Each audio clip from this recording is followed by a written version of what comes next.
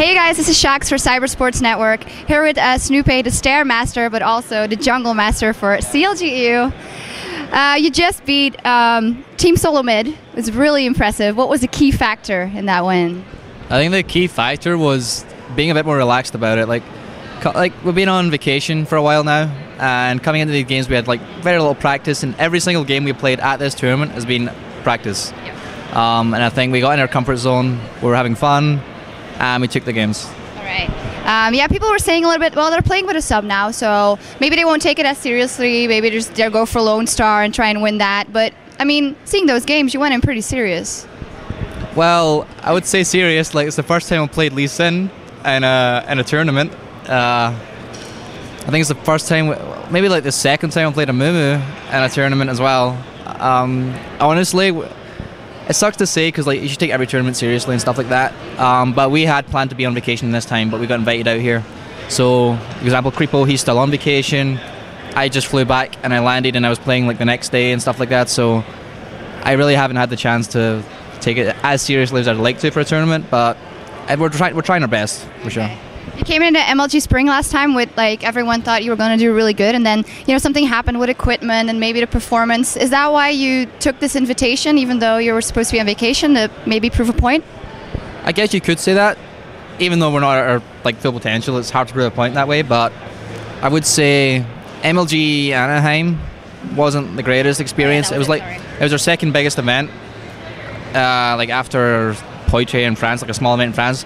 So it was our training wheels were just getting on our feet then, and sadly we ran into some technical difficulties which didn't really help us. So this is nice to come back here at MLG Anaheim, beat MLG Dallas, and beat TSM because we lost to them in Anaheim. All right. Just a little more about that Frog and Lee Sin pick, because you guys were really discussing in the beginning. Because we heard the camera over in the crowd. We're like, yeah, but I think it's good. And you realize, no, are you really gonna take him?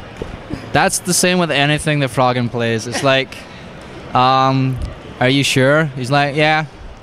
And then he puts it on Lee Sin, and then he hears the crowd, and he's like, yeah, the crowd agrees. So he just plays Lee Sin. That's pretty much it. But to be fair to him, he's been playing the last 3 weeks, and he's been playing a lot of Lee Sin. I haven't watched him. I haven't been playing with him, and he's confident in himself, and I trust him as a teammate to do that. Right. Yeah, talking about that Lee Sin, there was some Reddit drama.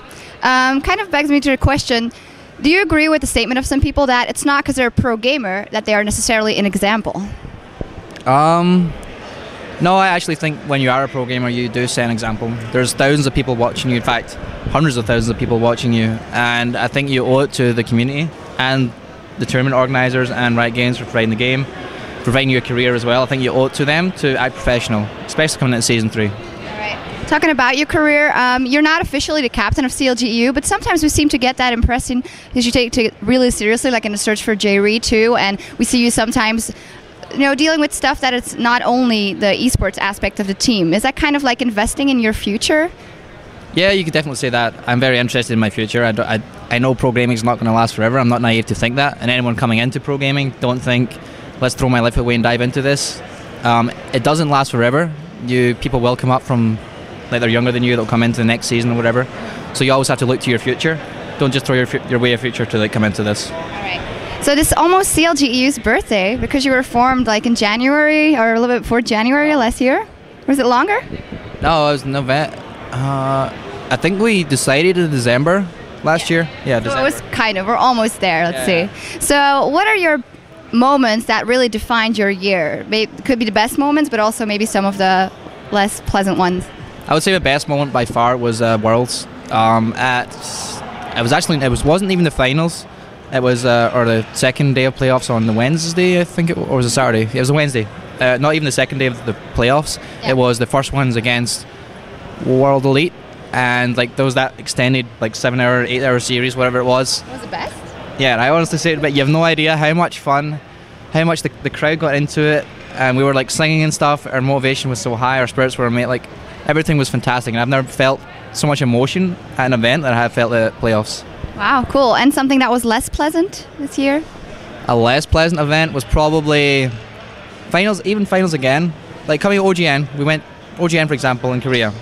We were in the finals, and it was our chance to prove that Korea doesn't win everything. And we get there, we go 2-0 in a best of 5, and then we lose the next 3 games, full dirt.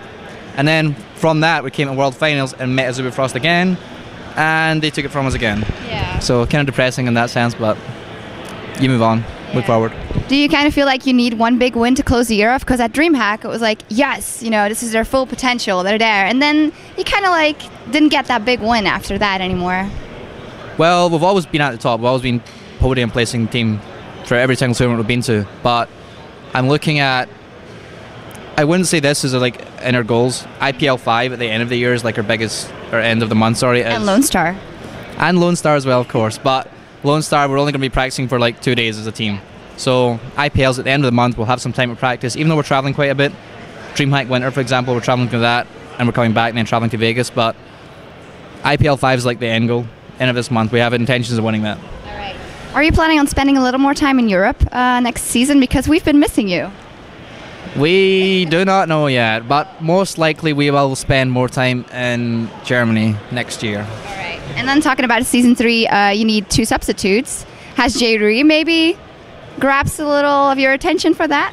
Well, when we had the opportunity to choose someone like Jay or someone from the NA, like Lemon Nation, for example, that was a toss-up basically. And regardless if Lemon Nation's better or not, doesn't matter. We looked at Dre and he's a nice guy. He's already packed in school. We've known him before, seen him in solo queue. He's a solid support player, so we'll pick him up. And it's not saying we're going to take him as a sub next year, but it's saying we're trying him out at least. All right, very nice. Any final shout-outs? Just a shout out to all our sponsors, Razer, On3D, Elobuff, and XMG. Especially, I love the jackets. The Razer actually helped us out with new headsets here, specifically for MLG, because they only have the audio jack headset. So we got the Razer Krakens, and they're absolutely awesome. All right, great. Thank you very much, and good luck in the rest of your matches.